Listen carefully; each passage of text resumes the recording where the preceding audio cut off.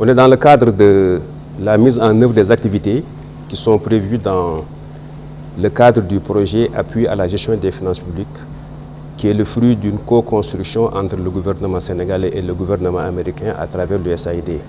Il s'agit de permettre au gouvernement sénégalais d'accélérer le rythme de mise en œuvre des réformes, mais de façon générale de moderniser et d'améliorer la gestion des finances publiques. On ne peut pas parler de gestion des finances publiques sans inclure la dimension genre et davantage de permettre aux femmes, qui représentent quand même la moitié du ciel, d'être mieux représentées dans les directions, dans l'écosystème complexe des finances publiques. Oui, en fait, comme mes prédécesseurs l'ont dit tantôt, on a fait une section sur le genre, autrement dit sur l'égalité des femmes et des hommes, la parité des femmes et des hommes au niveau de notre développement.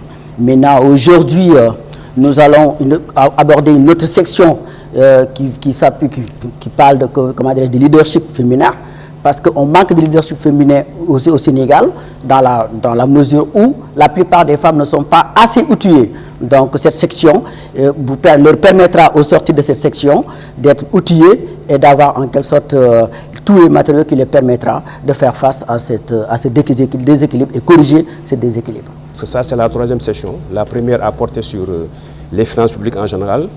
La seconde a porté sur le genre, comment intégrer le genre dans la conception des politiques publiques, mais particulièrement dans la budgétisation.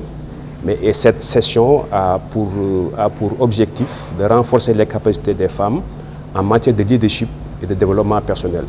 C'est-à-dire, comme l'a dit la présidente, leur permettre de pouvoir faire un plaidoyer, de développer un argumentaire afin que les choses puissent bouger dans le sens d'une meilleure équité entre les hommes et les femmes dans la gestion des finances publiques. Parce que vous savez, on est dans un pays où presque 60% de la population est constituée de femmes et que leur représentativité est tellement moindre au niveau des instances gouvernementales. Donc, pour lutter ou bien pour combler ce retard, raison pour laquelle on essaie de renforcer la capacité des femmes pour qu'elles puissent intégrer certaines instances gouvernementales et essayer de corriger ce déséquilibre.